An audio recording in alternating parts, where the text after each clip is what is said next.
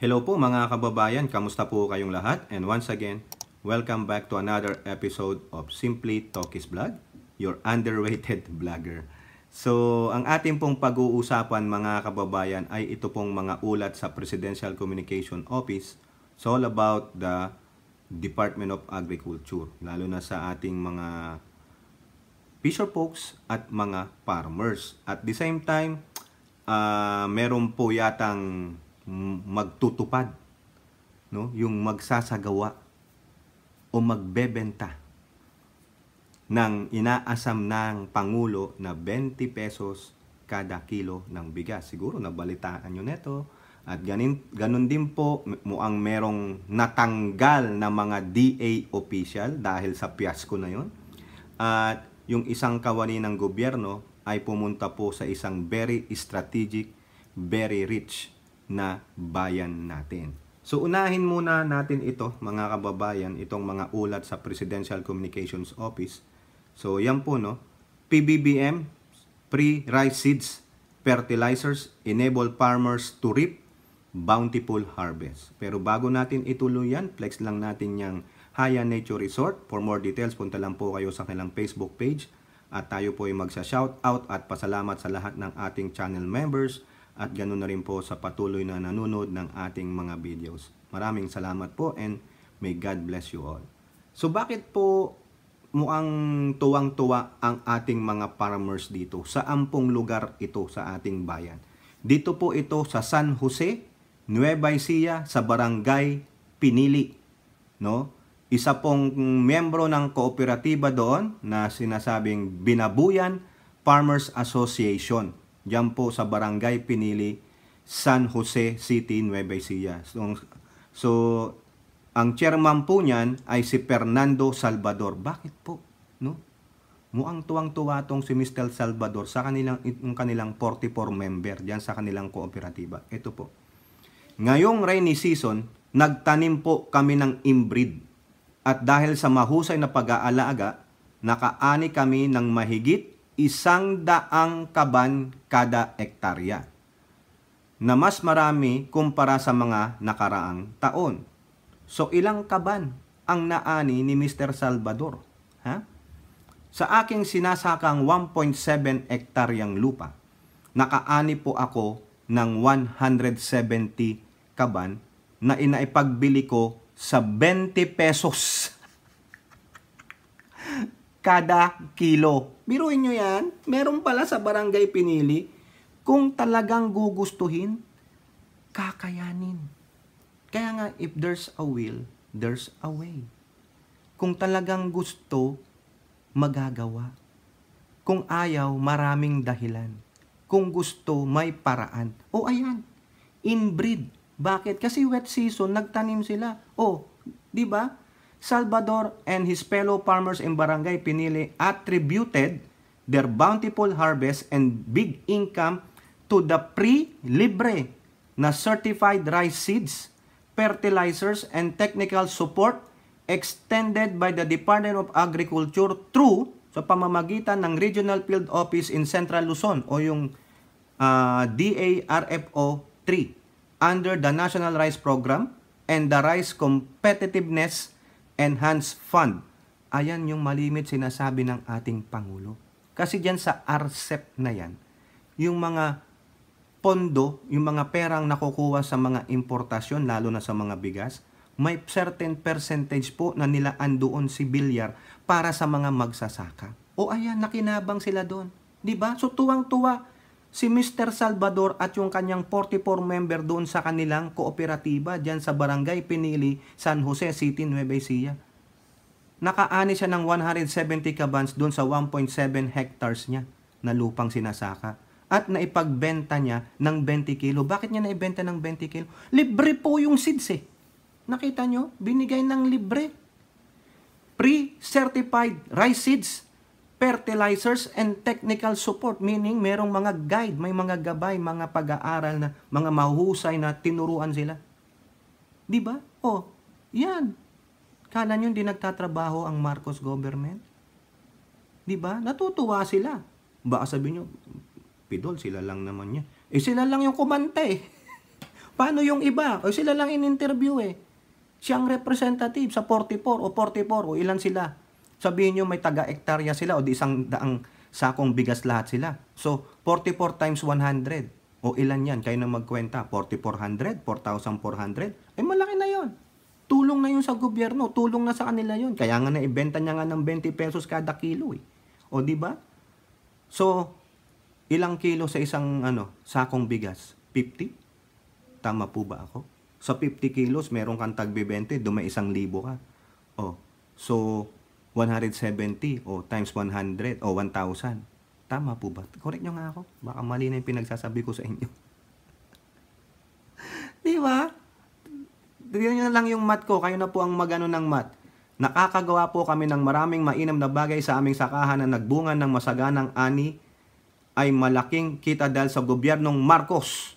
Partikular na ang DA nagbigay ng libreng binhi, abono at pagsasanay. Ayan, pinagmamalaki niya po. Ang nagpapasalamat po siya kay Pangulong Marcos. Ito ang sabi niya.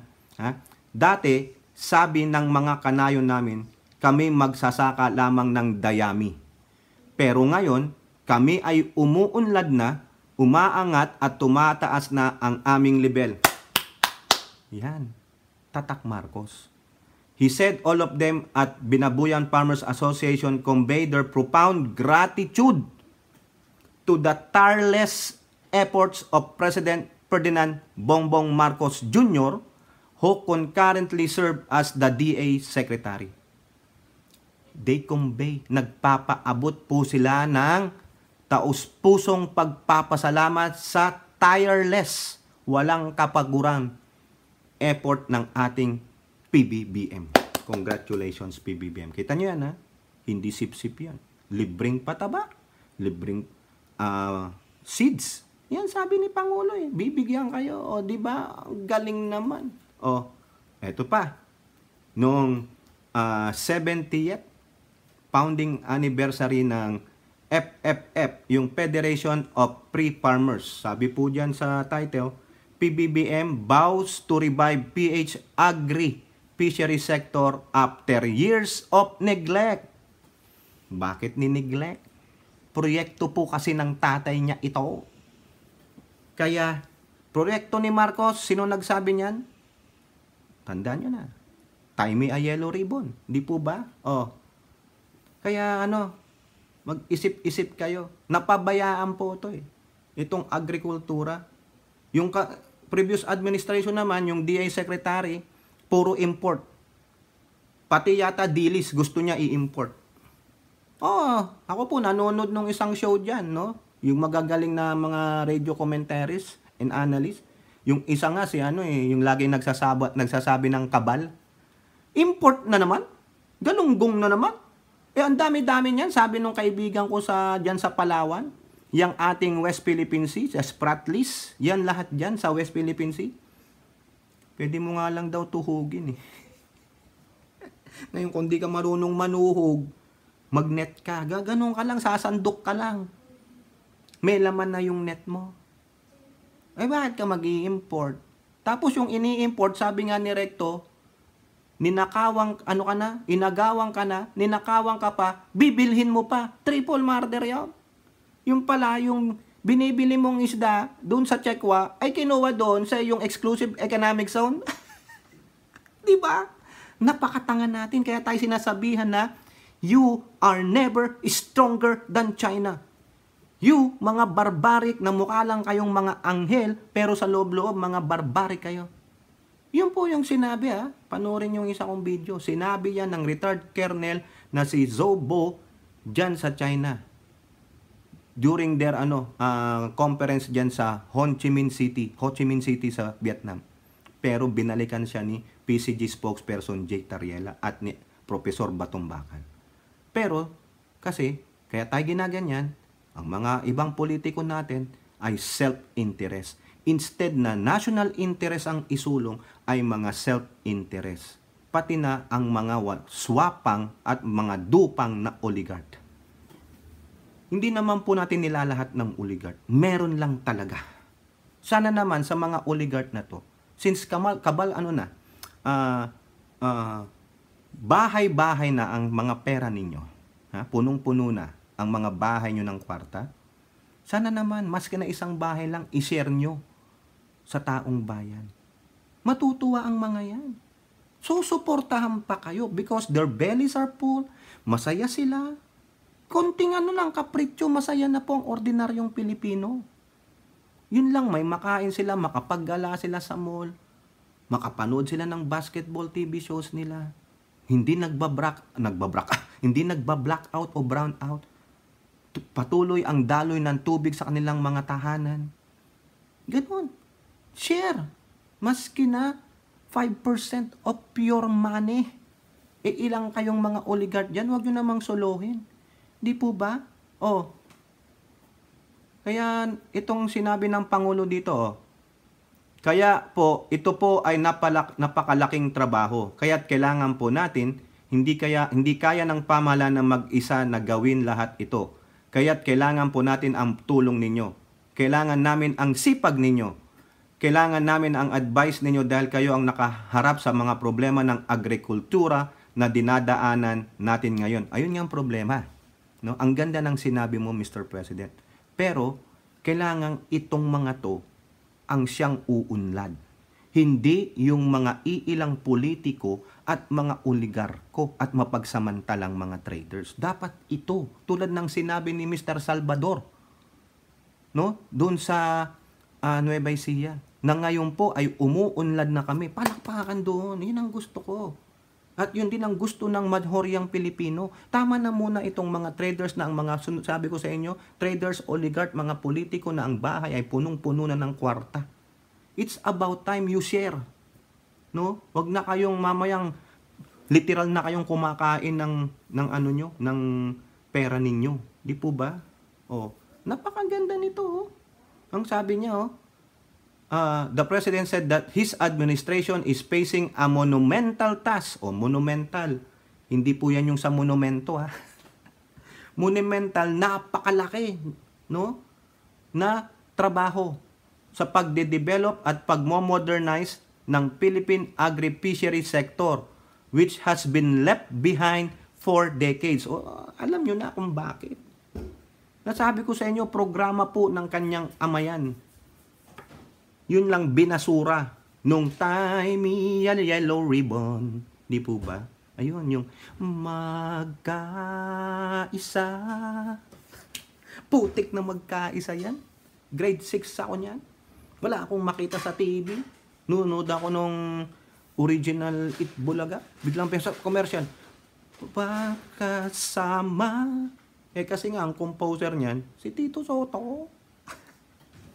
Ang ganda ng mensahe. Kaso tinay up dun sa tie me a yellow ribbon. Puta. Radyo, maririnig. Kaya na-instill yan.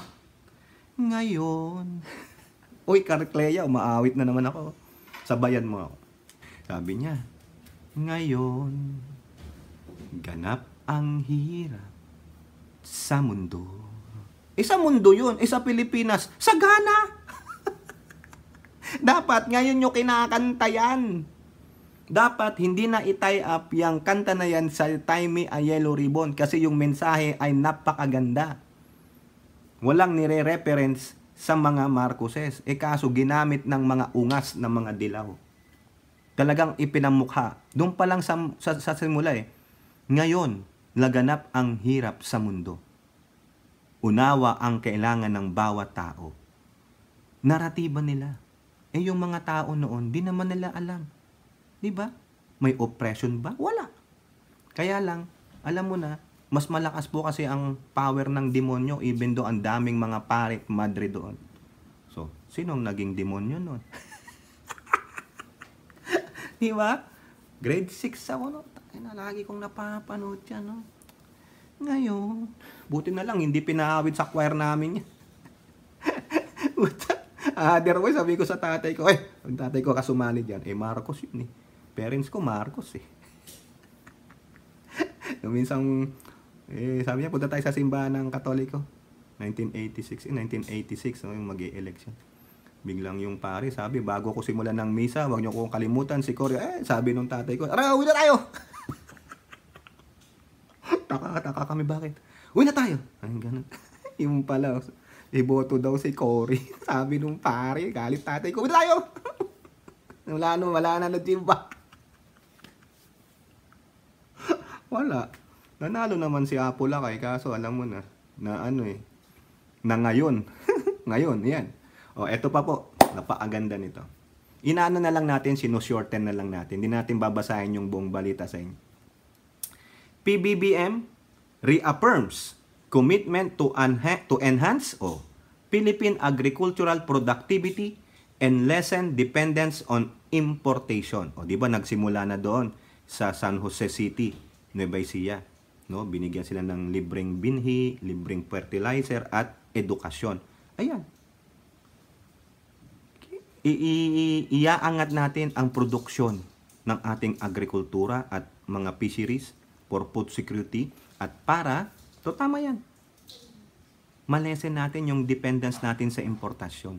Kailangan buy local, patronize the local product, tulungan natin ang agri-fisheries natin na magkaroon ng tamang edukasyon sa paggawa ng kanilang mga trabaho para umunlad sila, hindi lang ng iilan, hindi sila matake advantage ng mga scrupulous traders, no? Sa pamamagitan ng pagbibigay ng tuloy-tuloy na edukasyon sa kanila. Kasi yung iba dyan o tulad na lang yung sinasabi nung nabunggo, ha? Pasensya na lang po ha. Yung mga biktima ng pagkabunggo nung maritime vessel, no? Doon sa ating mga fishing vessels ng mga fisher folks. Sabi nung isa hindi naman po ako nagtapos ng pag-aaral sa hirap ng buhay namin. Ito na lang po ang alam kong hanap buhay. So, sa akin, isipin ko, baka hindi pa yung gano'ng nakakabasa, nakapagsulat, no read, no write. Ang alam niya lang, physical na trabaho. Kaya dapat tuloy-tuloy ang edukasyon sa kanila. Paano nila palalakasin ang kanilang mental state, ang kanilang learning capability, at ganun din po sa kanilang mga trabaho. Ayan ang gagawin ng ating presidente. Sinimulan niya na nga po, di ba? Sinabi ni Mr. Salvador, patunay yun na ebidensya. Kung nagsisinungaling siya, nagsisip-sip siya, bahala siya sa buhay niya. Di ba? Ito po ang sabi ulit ng Pangulo doon sa 70th founding anniversary ng FFF, yung Free Farmers Federation. Federation of Free Farmers. Sorry naman po.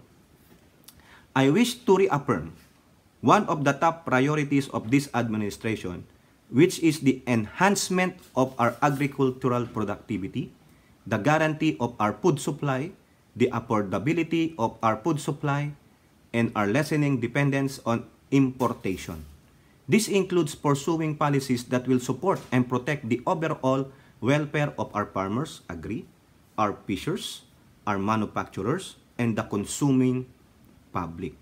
This administration is steering the growth of our fisheries and farming industries with urgency. The word urgency, alam nyo na siguro ibig sabihin yan. Paki-translate na lang po. Ito pa sabi ng presidente. The president said he is optimistic that the administration can propel the country's agri-fisheries sector with a substantial budget of 85.88 billion pesos for 2023 and the proposed 92.40 billion allotment this year. Oh wow, ang dami naman, Mr. President. Another priority is to increase the exportation. Hindi po importation. Export. Tayo nang mag-export. Good job siguro pag uwi ng Pilipinas. Ang dami ng mayamang farmers.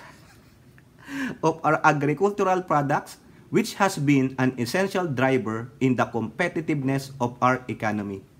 Good job. Magtulong-tulong po tayo. Now is the time na totoong magkaisa. Hindi lang sa pagkakaisa, solidarity natin, sa pagtindig natin sa ating West Philippine Sea, kundi doon din sa ating inclusiveness sa loob ng ating bansa. Di po ba? Food security. Sabi nga nung isang bata doon sa Dabarkads kanina, kasi may Halloween, sila. Yung namimigay sila ng tag-1,000, ngayon 1,500 sa mga bata. Daming ganun. Ano ba yun? Kasi may contest yung mga bata, yung Jose, manalo. Jose, manalo. Gano'n. Yung isang bata doon, bago sila nag-i-introduce, sabi niya, ang batang malusog, maganang kumain. Di ba? Paano? Paano magagawa yung ganon kung wala tayong food security? Kulang ang ating supply. Paano na magiging malusog ang bata kung magana nga siyang kumain, kaso wala siyang makain? Di ba ang sabi ni Lariga doon? Batang malusog, matalino. Batang busog, matalino. Oh. 'Di ba yung BBM niya, kasi siyang advisor for food poverty alleviation. Oh. Batang busog, matakaw. Joke lang, attorney. Joke lang po, hindi. BBM po. BBM, batang busog, matalino. Pero sa atin, batang busog, matakaw. Oy, joke lang. Magbigyan nyo na para may humor naman tayo. Kayo naman. Huwag na yung pero serious. Ganon kayo naman. O, ito po. Ito na, di ba? Nangyari na yung 20 pesos na sinasabi ng iilan, ipinangako daw ng Pangulo nung eleksyon. Hindi nga pinangako pa. Ang kukulit nito. Itong mga media rin na to, mga misinformation eh. Hindi po disinformation. Misinform po yung sinasabi sa inyo. Nami-misinform kayo. Walang pinangako si BBM. Ang sabi niya, hinahangad. Aspiration. Hinahangad ko. Hindi po yun equivalent ng pinapangako ko. Ano yun? Pangako sa'yo? Pangako sa'yo. Ipaglalaban ko ang 20 pesos na kilo ng bigas na to. Ang kulit. O, tandaan nyo, walang ipinangako. Hinahangad. Ina-aspire ko. Yan. Ninanais ko masungkit ang iyong matamis na latik. Ano ba yan? Ito na nga. Oh, di ba nangyari na sa Nueva Ecija? Sabi ni Mr. Salvador, 20 pesos na ibenta niya. Kasi libre. Sa tulong na rin ni Pangulong Bongbong Marcos. O, eto pa. May isa pang bayan dito o dalawang bayan. Mamaya mapapanood ninyo. Ha? O, ito na nga. Ipanood na natin sa inyo kasi mga atat kayo no? Ito po, balita po ito sa PTV. Shout out ulit sa PTV Ito ang title nito Department of Agriculture, LGU at magsasaka sanib pwersa para makabenta ng 20 to 25 kilo ng bigas. O ayan na po, PTV. Pasok! Nagsanib puwersa ang Department of Agriculture, mga LGU at mga magsasaka para maabot ang target ni Pangulong Ferdinand R. Marcos Jr. na magkaroon ng 20 pesos per kilo na bigas sa merkado. Sa Negros Occidental, nasa 25 pesos na ang isang kilo ng bigas sa bigasan ng bayan na pinatatakbo. Sa tulong ng Federation of Irrigators Association at Central Negros Bago River Irrigation System, ang mga miyembro ng dalawang grupo ay magbibigay ng 10% ng kanilang ani para ibenta ng mas mura sa mga mahihirap na pamilya. Sa Cebu naman, ibinenta na ng 20 pesos ang NFA rice at 40 pesos ang commercial rice sa ilalim ng Sugbo Merkadong Barato Program na binuo ng LGU. O, ayan po dalawang bayan pa ang nadagdag aside sa Nueva Ecija. So, di ba? Dito yun, sabi dito sa balita ng PCO, yun nga po yung title, DA-LGU farmers work together to provide 20 to 25 pesos per kilo of rice. O, ayan. Sabi dito ni DA Assistant Secretary Arnel Dimesa said that everyone is now getting involved in the efforts of the government to provide low-cost rice to consumers aligned with the agenda of President Marcos. Everyone's working double time and giving their share to make sure that the targets of the President are delivered. Diba? Ang sabi nga dun sa balita, dito nga po sa Negros Occidental, dito po sa bigasan ng bayan nila, no? Sabi dito, 25 pesos per kilo at the bigasan ng bayan with the support of Federation of Irrigators Association of Central Negros Bago River Irrigation System. O, ang sabi doon, ito daw po, itong association na to, magbibigay ng 10%, 10% of their production to be sold to the most vulnerable sectors, yung elderlies, indigents, and persons with special needs. O, ayan po, di po ba? The project is expected to expand to benefit more communities. O, dito naman po sa Cebu, sa bayan ni Governor Gwen Garcia.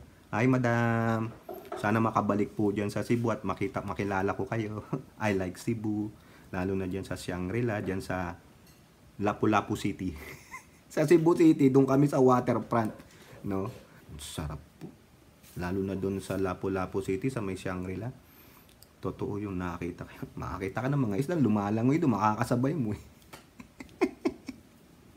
In Cebu, the Sugbo Merkadong Barato, conceptualized by provincial government, is set to start selling 20 per kilogram of NFA rice and 40 pesos per kilogram of commercialized rice to less fortunate individuals. Oh, ang galing, di ba?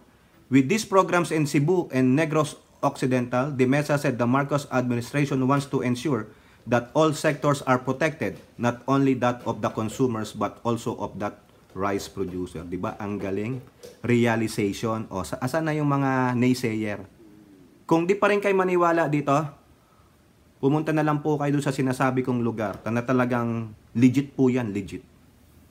Baka mga 10 piso lang na per kilo ng bigas. Legit po yun.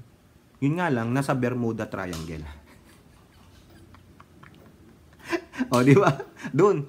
Ito po, tungkol pa rin po ito sa mga farmers, ano? Dito po sa Palawan News, no? Sa Palawan, no? NFA, National Food Authority, appeals to farmers to contribute to Palawan's rice buffer supply. Nakikiusap po ang NFA na tumulang ang mga ng mga farmers. NFA is urging farmers to set aside a percentage of their harvest for the rice buffer stock in Palawan, although it is sufficient to meet demands. The agency said the collaboration of local farmers wanting to contribute a portion of their harvest this will benefit the organization as a whole. Julius Lopez, Assistant Branch Manager for the agency's office in Palawan, made the appeal on Thursday during the kapihan hosted by the Philippine Information Agency and SM City Puerto Princesa, while reporting that the current buffer stock inventory consists of approximately 28,000 bags. He said this includes around 16,000 bags of rice and over 19,000 bags of dry palay, which are stored in warehouses in the barangay of Masipag and Liwanag in the city, as well as in Barangay Poblacion in Nara and Barangay Buligay in Brook Points municipalities in southern Palawan. Traditionally, ang gusto talaga ng farmers ay yung mai-out ka agad pag harvest pa lang. Ini-encourage namin sila na mag-set aside. Ang wino-work out namin sa harvest ng ating mga farmers, ganun din naman, na hinihingi natin na part ay mapunta sa NFA, part lang sana. Sana naman, dinggin nyo na po, no? Kayo pong mga local farmers dyan, no? Hopefully, madagdagan nyo po ang inyong buffer supply just in case, no? You know, mga emergency, mga disaster occurrences, no? Magagamit nyo po yan. Okay? O, eto pa, mga kababayan, no? Since nasa Palawan na rin lang naman tayo, dagsain na rin natin itong Pag-asa Island. No? Sa Palawan News pa rin, DENR to establish research facility in Pag-asa Island. O, sabi nga po ng friend natin na nandyan po sa Palawan, no? Kasi silang caretaker of the sea dyan. Napakaganda po talaga nito. Napaka-rich ang resources po sa ating West Philippine Sea. Next year, the Department of Environment and Natural Resources intends to build a marine research facility on Pag-asa Island in the Kalayaan Island Group. Wow! Environment Secretary Yulo Loizaga said building the facility is part of the Philippines' effort to account for its natural wealth and promote the blue economy. Wow, ang ganda. Ano kaya yung blue economy? Siguro dugong bughaw yan. We are planning to build other facilities in the east and in the north. We were in Pag-asa, as you know, we are also exploring our blue economy because it's not just the green economy now. Aba, may blue and green pala. Mamaya may red na. O, yun po, no? Nais silang magsagawa ng research facility. Anong research facility yan? Siyempre, marine. Di po ba? Yun po ang aking opinion. Marine environmental research. Yan. Ilalim dagat. Di po ba? Tama, mali. Correct me if I'm wrong. Yung ating friend dyan sa Palawan, correct mo ako, no? Send me a message. Okay. Last na po ito. Yung sinasabi ko sa inyo kanina na merong mga DA official na sinibak po. No, dahil sa kaganapang ito. Inquirer. DA, FTI officials sack over 2022 onion deal. Ayun. Nako, naalala nyo na to? Yung December na umabot ng halos 750 ang per kilo ng sibuyas. Talagang maiiyak ka naman sa presyo. Hindi ka pa nga nakakabili ng sibuyas, umiiyak ka na. Ang mahal po eh. Baka isang piraso lang mabili mo. Tapos ang gawin mo, siguro ganun pa kalaki, di ba? Red onion. Gawin mo yan, Monday to Sunday na, 7 hiwa dapat. Kasi hindi mo alam kung kailan ulit magsusupply. Di ba naubos-ubusan nga ng supply? Sabi nga nila if the supply is low, the prices go up. Ayan, if the supply is low and the demand is high, the prices go up. Ayun. If the supply is high, the demand is low, the prices go down. Ang nangyari doon ka sa latter, doon sa simula. The supply is low, the demand is high, therefore the price go up. Ito po, sino pong nagtanggal sa mga official na yan? Kasi ito kinasuhan na to eh. Tapos sinuspindi sila. Ngayon, anong nangyari? Naimbestigahan na rin po ng NBI ito. The Ombudsman on Friday dismiss, October 28 report ito, dismiss 2 officials of the Department of Agriculture and the Food Terminal Incorporated over the latter's questionable procurement of onions from Bonena Multipurpose Cooperative in 2022. The Ombudsman dismissed DA Assistant Secretary for Consumer Affairs Christine Evangelista. Ayan. Attorney to for grave misconduct and conduct prejudicial to the best interest of the service, and FTI Vice President for Operations John Gabriel Trinidad III for gross neglect for duty and conduct prejudicial to the best interest of the service. This dismissal also included the cancellation of their civil service eligibility, forfeiture of retirement benefits, and perpetual disqualification for re-employment in the government service. Ubus ang kanilang kinabukasan sa government service. Walang retirement benefits, tanggal pa sila sa civil service eligibility, at saka perpetual disqualification for re-employment in the government service. Meaning, hindi sila makabalik sa anumang government position, at kung sila'y kakandidato, wala. Disqualified. Perpetual disqualification. Private entity na lang sila. Magtratrabaho. Hindi na kayo makabalik sa gobyerno. Unless, alam mo na. No? In a 26-page resolution, the Ombudsman also junked the same administrative raps against DA Senior Undersecretary Domingo Panganiban, FTI President Roberto Tan, DA Chief Accountant Lolita Hamila, at yung iba pa, na-drop po yung mga kaso nitong mga to. Ang nasintensyahan si Evangelista at itong si Trinidad III. Criminal charges against the 5 said officials were also dismissed for lack of probable cause. Yung pong mga binanggit natin, si Panganiban, si Tan, si Hamela, si Bibliañas, at saka itong si Luwalhati. Dinrap na daw po yung kaso sa kanila. The administrative rap against Tan were dismissed as he will be witness in the case. Ito po yun. Falsification of documents. The Ombudsman also recommend the filing of graft and falsification of document charges against Evangelista, Trinidad, Bonina Chair Israel Regorial, Benedict Libra, Marlos Pagsisihan, Jocelyn Jane, Rosul Batadhay. Ang dami po nitong mga to. Falsification of documents and filing of graft and graft. Yikes. The DA's Agribusiness and Marketing Assistance Service then introduced ito, Sabi naman ni Evangelista. But Evangelista maintained that she was not corrupt despite the ombudsman dismissal. Everyone I work with knows I am not corrupt. This can be proven by the farmers and other stakeholders with whom I have previously worked. O, ayan po. Evangelista insisted that she was able to extend aid to farmers, farm workers, vendors, and consumers during her 4-year tenure. I believe that there is a solution to the food crisis we are facing, and the government has the responsibility to implement programs to protect and serve every Filipino. If we continue what we have started, we will be able to solve the food crisis. Na-solve mo ba yun? Tumaas yung per kilo ng sibuyas. Paano mo na-solve yun? Ay, ewan ko sa'yo, Evangelista. No? Oh, sorry naman, natanggal po kayo. Wala na. Private, na lang kayo. Mabuti na lang, siya ay isang abogado, makakapag-practice siya ng private. Pero anong maging implication nun? Hindi po ba? May magtitiwala pa bang mga tao sa'yo? Ganun lang po. O kayo po, ano pong inyong masasabi? Comment down below and don't forget to like and share. Hope to see you on the next videos. Bye-bye. God bless.